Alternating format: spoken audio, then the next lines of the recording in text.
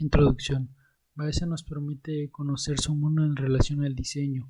La arquitectura como esta verdad única se desmiente, pues se tiene claro que es un concepto que se debe de cuestionar.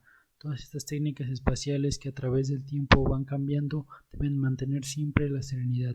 Entonces Baeza retoma la importancia de todos los mecanismos que permiten la materialización de todas estas ideas mediante la experiencia propia como académico y como arquitecto. La integración de los interiores y las caprichosas fachadas de los arquitectos son cuestionadas desde lo esencial de la arquitectura, teniendo claras tres premisas que son lo sencillo, lo lógico y lo racional.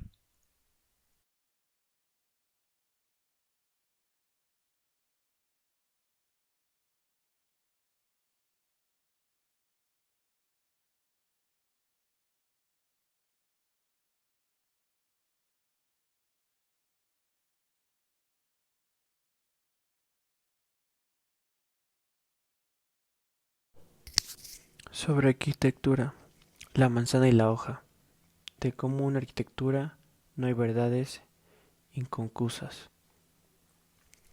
Como sabemos, la arquitectura a lo largo del tiempo ha sido regida por las leyes de gravedad que fueron descubiertas por Sir Isaac Newton. Gracias a esto, la mayoría de las estructuras en arquitectura han sido puestas de manera vertical y manera ortogonal. Sin embargo, gracias a los avances científicos, los arquitectos hemos puesto en juego esta ortogonalidad. Siendo así, siendo así el caso, hemos jugado con las estructuras, de tal manera que las hacemos danzar y moverse de un lado a otro.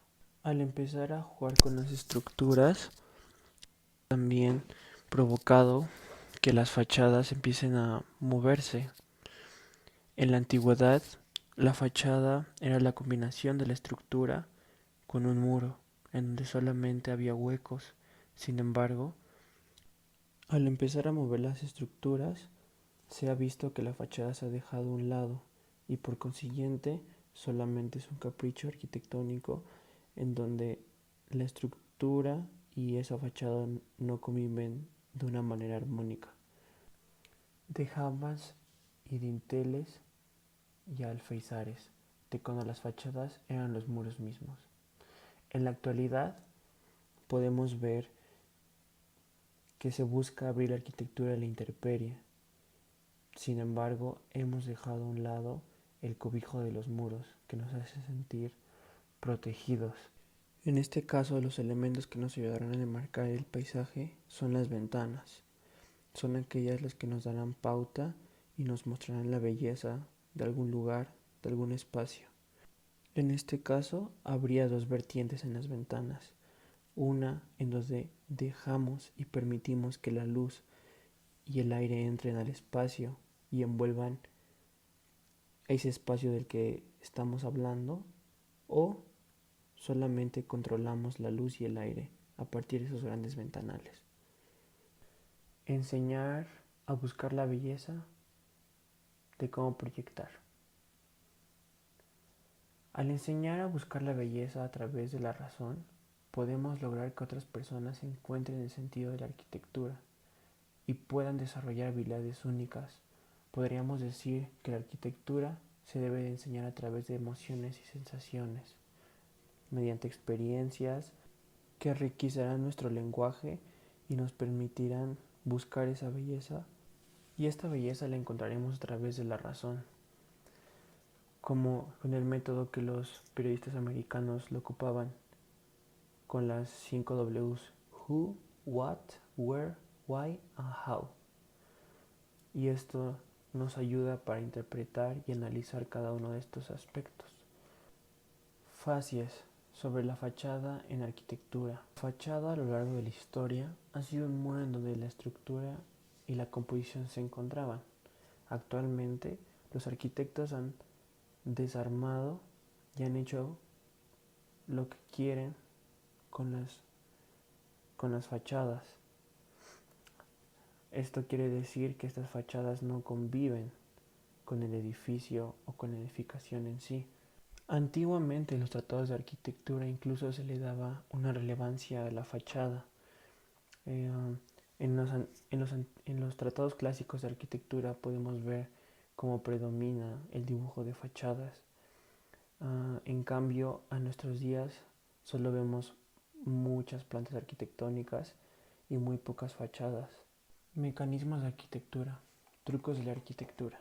Mecanismos de la arquitectura son operaciones espaciales que nos permiten desarrollar y poner en pie nuestras ideas para que así en algún momento las materialicemos. La arquitectura normalmente se traduce a formas, a materiales, que son aquellos que nos permiten materializar lo que estamos pensando. Estas operaciones es la compresión más la dilatación, en donde podemos jugar con los espacios.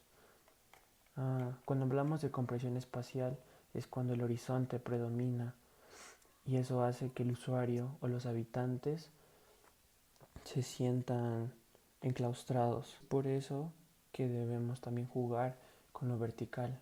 Esa es la operación de dilatación, en donde a pesar de tener poco espacio y extendernos verticalmente, podemos lograr que esa compresión espacial se rompa y el individuo se sienta a gusto. Y al combinar la compresión más dilatación, alternando estos espacios, uno comprimido más uno dilatado, podemos hacer resaltar a cada uno de ellos. Por ejemplo, si pasamos de un espacio comprimido y rápidamente cambiamos a un espacio que está dilatado verticalmente, la sensación de cada uno de estos espacios se va a remarcar y hará resaltar a cada uno de ellos. Contra la modestia. Manifiesto contra la modestia en arquitectura. Una arquitectura sencilla, lógica y racional, eso se traduce en arquitectura esencial. Un ejemplo son las obras de la historia de la arquitectura, que son impresionantes por su sencillez, lógica y su racionalidad. Un ejemplo de ellas es el Panteón de Roma, la Acrópolis de Atenas o la Villa Rotonda de Palladio. Son sencillas, son esenciales. La esquina de aire. La esquina es el elemento crucial en donde dos momentos se encuentran. Por esto es muy importante. Asimismo definen al edificio y muestran cómo fue concebido su planteamiento geométrico. La esquina es la revelación del objeto, pues a partir de esta se materializa y desmaterializa, convirtiéndola en una esquina de aire. Hole in the wall. Para el arquitecto, un hueco es un elemento que permite revelar la belleza, pues ésta deja al descubierto el carácter estereotómico del objeto, y asimismo todo esto repercute en las sensaciones producidas por la sombra, la luz y la intensidad del hueco. Esto el arquitecto lo ejemplifica con el trabajo de Bernini, que a través de la anima dannata, que es esta escultura, se manifiesta un hueco sólido por el cual se obtiene este impresionante grito. Intuición y la belleza. La belleza es muy fácil de sentir, pero es muy difícil de explicar. Entonces la belleza se viene a producir a partir de una razón y una intuición, en donde la razón genera estas ideas que luego la intuición podrá hacer florecer. Tenemos que empezar a conjugar el sentir y el pensar. La intensidad de la belleza puede provocar que hasta nuestra percepción del tiempo cambie.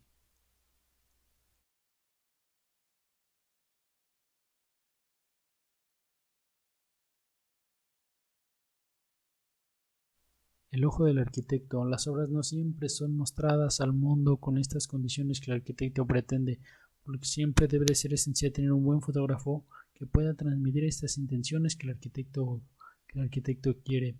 El reconocimiento de los arquitectos ha sido gracias en parte a los fotógrafos.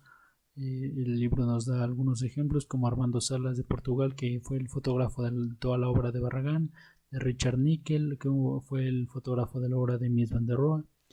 Y entonces una buena arquitectura sin fotografiarse y sin poderse transmitir se acaba perdiendo.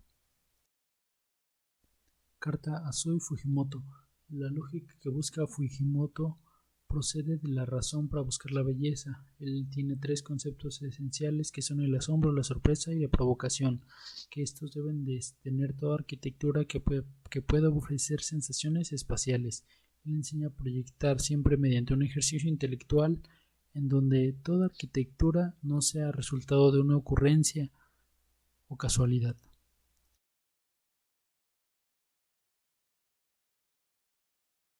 sobre Darío Gazapo. Son diversas las aptitudes que se requieren para ser un buen arquitecto. Entre ellas podemos encontrar acierto, generosidad, colaboración, entre otras. Es así como Campo Baeza, a manera de poesía y conceptos, describe a su amigo Darío, arquitecto catedrático, esto como forma de agradecer la influencia que ha tenido en él en su formación, no solo como persona, sino como arquitecto. Gracias. Víctor Martínez Segovia. La arquitectura, como bien sabemos, es interdisciplinaria. Esto quiere decir que cuando nos encontramos realizando algún proyecto requerimos del apoyo de múltiples profesionistas. Por lo tanto, sería un tanto egoísta el atribuirse el 100% de los créditos de una obra. Es de esta forma que Campo Baeza nos extiende de una forma tanto implícita que mediante la colaboración de ingenieros, empresarios, etc., y la buena comunicación es que podemos obtener un buen resultado. Historia de Antonio Jiménez Torrecillas. Corazón con patas es un interesante juego de palabras que se atribuye a personajes cuya calidez humana es muy grande. Campo Baeza llama de esta forma a su amigo y arquitecto Antonio Jiménez Torrecillas. De esta pequeña dedicatoria podemos inferir que los seres humanos, como entes que inmersos en una sociedad, es importante el impacto que causamos en terceros. La arquitectura es una disciplina que requiere de una constante comunicación para su óptima ejecución. Del arte de cisoría. Juan Navarro Balderberg sobre una pintura de Juan Gris. Mediante la analogía que se hace con la cisoría, que se refiere al arte de cortar la carne por líneas precisas, es que Campo Baeza enfatiza la importancia de la estructura en la arquitectura. El seguimiento de una metodología es indispensable para el hacer arquitectónico. La estructura establece el orden del espacio, es la que ordena el proyecto y la dota de coherencia en este plano terrenal. Thinking, Teaching, Building. La arquitectura de Simon Pendle y Stephen Nile. Los grandes arquitectos, antes de ser reconocidos por sus grandes obras, comenzaron proyectando obras de una escala menor, como es la casa. Es así como los arquitectos Penham y Nile, mediante las casas que se mencionan en el libro, son resultados de un preciso ejercicio mental que, llevados a la práctica, resultan ser un juego interesante de espacios interiores, en el cual vemos la optimización del uso de la luz natural en los espacios. Yo me haría comunista. La arquitectura de Oscar Niemeyer a partir de sus dibujos. Campo Baeza nos habla del impacto que tiene Niemeyer sobre su forma de pensar en cuanto a la belleza se refiere, pues ambos concuerdan que esto debe ser el objetivo en los arquitectos para satisfacer al hombre. La clave del arco. Arquitectos de Madrid en los 70s y 80s. La arquitectura contemporánea que hoy vemos en Madrid se forjó en los años 70s y 80s, pues es aquí donde muchos de los arquitectos más destacados actualmente comenzaron a darse a conocer y a destacar por la calidad de sus obras. Dichos arquitectos hoy se encuentran en instituciones de alto prestigio, entre ellos Alberto Campo Baeza. Palabras. Carta a Eduardo Souto de Mora. Alberto Campo Baeza expresa su inmensa admiración hacia Souto de Mora, de una forma sencilla mediante adjetivos como verdad, orden, esplendor, poesía, trascendencia, radicalidad, calma y sobre todas, belleza. Adjetivos que vemos materializados en la obra de Souto de Mora. Un prefacio corto. Ivry Serres. La simpleza del libro de Ivry Serres, Atmosphere Abstraction, es lo que cautiva la atención en los lectores. Dice Octavio Paz de que la poesía debe ser algo seca para que arda, y la arquitectura también a nado yo. Así describe Campo Baeza este silencioso libro. Un olivo en honor a Richard Mayer, de la generosidad de un maestro. La Casa Turégano, la primera obra de Campo Baeza, fue visitada por Richard Mayer, que elogió esta obra. Esto tuvo una significancia mayor en la carrera de Campo Baeza. Tanto la Casa Turégano como la Casa Romplan tienen una intersección en sus espacios con dobles alturas. Se le dedicó un espacio en la Casa Romplan a Richard Mayer, que consiste en la plantación de un olivo homérico a los pies de la casa.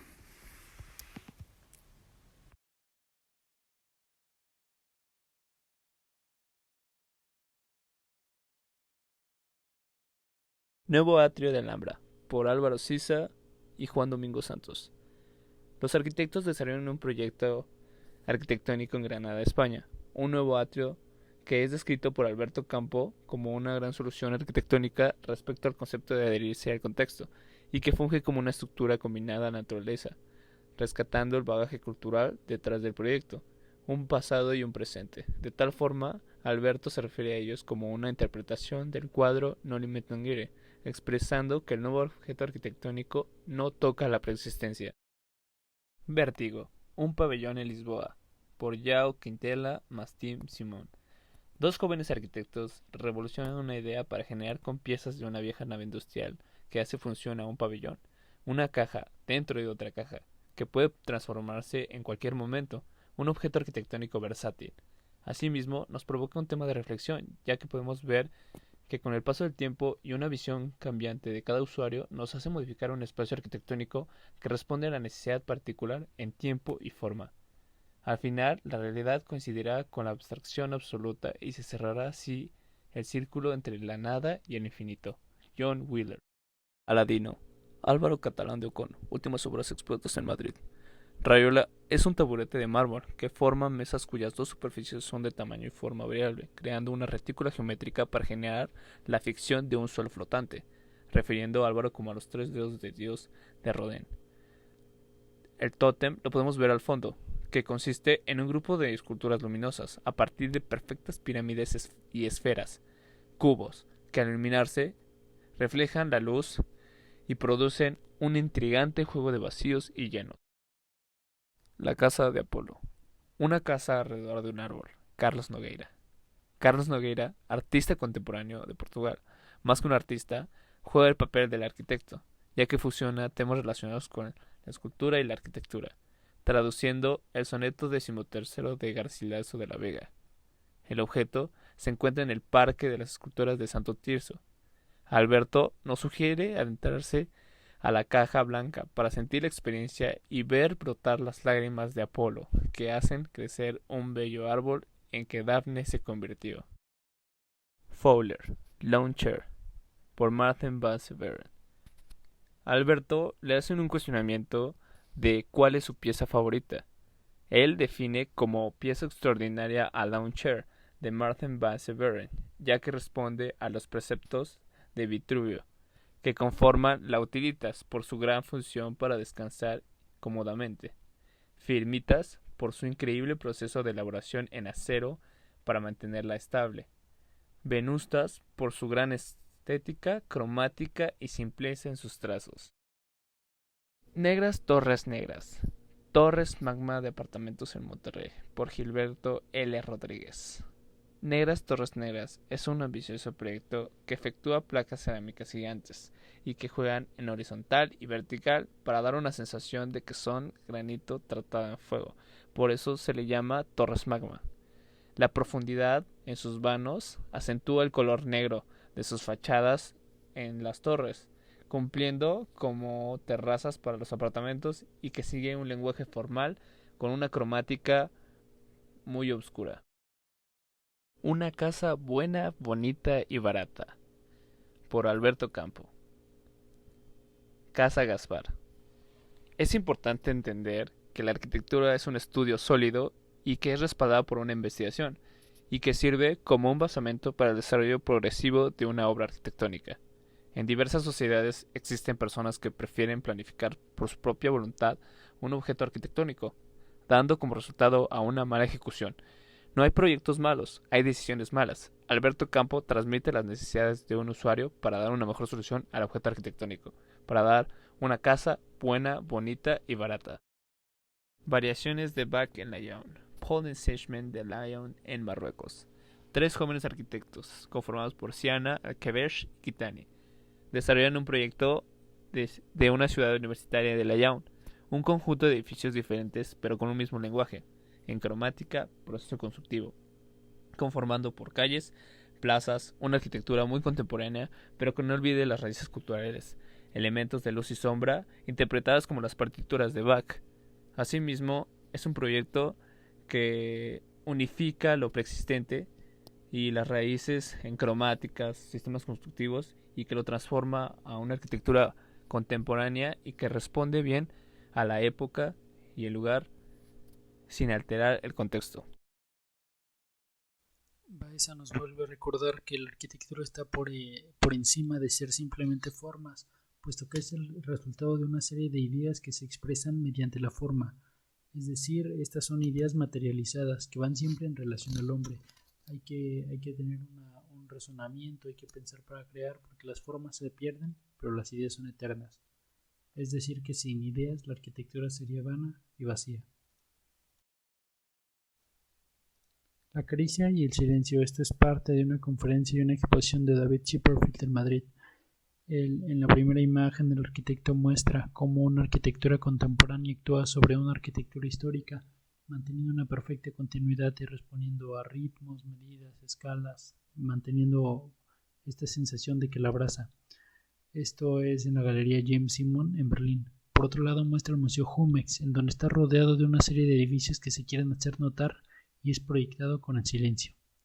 Entonces hace una arquitectura consciente, que es lo que él menciona que necesitamos actualmente, en la que en las maquetas se ven ideas construidas y no solo formas.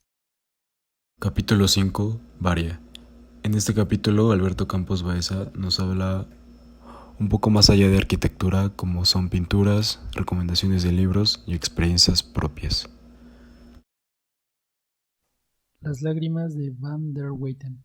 El arquitecto no solo nos muestra las obras de arquitectura, sino también nos muestra toda esta serie de esculturas y pinturas en donde logran que el espectador pueda introducirse en los sentimientos de la obra, y es lo que tenemos que lograr en nuestras obras de arquitectura. Pues esta obra, siendo un ejemplo tan claro, nos muestra cómo se traslada mediante una percepción visual el dolor y la belleza.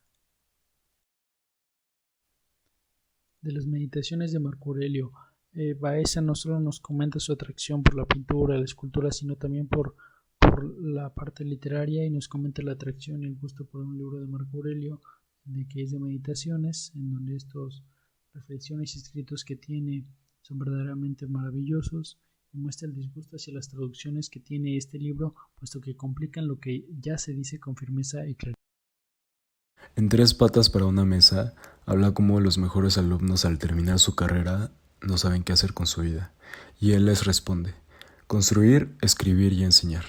Construir porque es materializar los sueños. Escribir porque es importante reflexionar y tener plasmado estos pensamientos por escrito. Y enseñar porque es la mejor manera de aprender y seguir en contacto con la universidad. En De Pur si muove, el capítulo comienza con la pregunta del por qué Le Corbusier diseñaría un automóvil. Y es porque el automóvil es sinónimo de movimiento, y el movimiento es lo que constituye prácticamente la vida. Es por eso que cuando el diseño contempla esta premisa, logra cosas increíbles como el automóvil y los aviones. El texto remata con esta frase que dice: si los arquitectos fuéramos capaces de hacer tales milagros, y todavía no somos conscientes de ellos. Porque la vida es movimiento, todo prácticamente en el espacio se mueve, y cuando dejamos de movernos, morimos. Palabras fritas. Este capítulo es un poco gracioso porque nos habla de cómo está cocinando un par de palabras con comas, espacios, sustantivos y verbos. Sin embargo, al final lo compara con la arquitectura, y al igual que estar preparando un poema o algo de comer, la arquitectura es un proceso en el que de repente todo está revuelto y de pronto lo tienes que acomodar y vuelve a estar revuelto, y al final lo que importa no es el olor, sino cómo sabe, pero también las dos cosas. Importa cómo huele y también cómo sabe. In Aeternum nos habla de 4 libros. El primero es Giuseppe P. Terragni de Bruno Sevi, el segundo Terragni de Jesús Aparicio Guisado, Coloquio sobre Dante de Josip Mandelstam, Four Quartets de T.S. Eliot. Y creo que me gustó mucho lo que habla en Born Norton, el primero de sus Four Quartets de T.S. Eliot, que dice, lo cito: el tiempo pasado, el tiempo presente y el tiempo futuro se funden, se confunden. Ese tiempo, fuera del tiempo y por encima del tiempo, que consigue la abstracción con la que Terragni era capaz de detenerlo en cada una de sus obras. Detener el tiempo por medio de la abstracción, el inabstracto que también nos explica Alberto Piredo en su libro.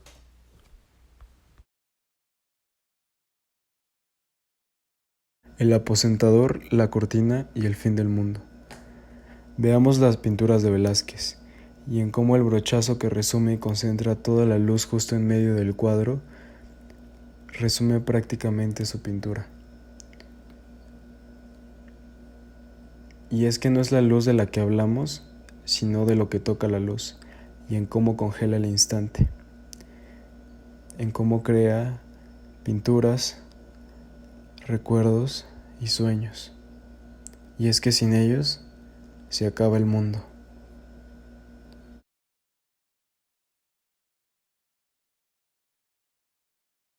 La materia intangible. Introducción al libro Light in Architecture, The Intangible Material, de Elisa Valero. Y cuando hablamos de intangible, hablamos de la luz. La luz nos regala un paseo por la historia, la pasada y la actual. La luz nos trae y nos lleva, nos arrastra donde ella quiere, de manera no lineal, para hacernos más interesante el recorrido. Y es la luz la que debemos los arquitectos dominarla, conducirla, controlarla, para hacer que traspase y toque la arquitectura. Don Quijote en Roma, y en cómo en todo lo que vivimos, experimentamos, tocamos y vemos, son impulsos que se desbordan en todo lo que hacemos, como arquitectos en lo que proyectamos.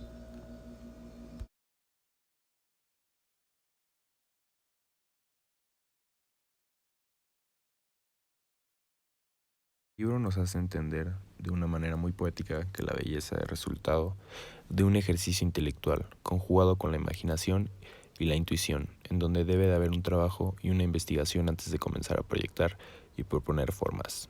También hace énfasis en los mecanismos y elementos que podemos utilizar para ofrecer sensaciones esenciales en toda obra de arquitectura. Aprender a pensar y analizar lo que queremos es vital para proyectar.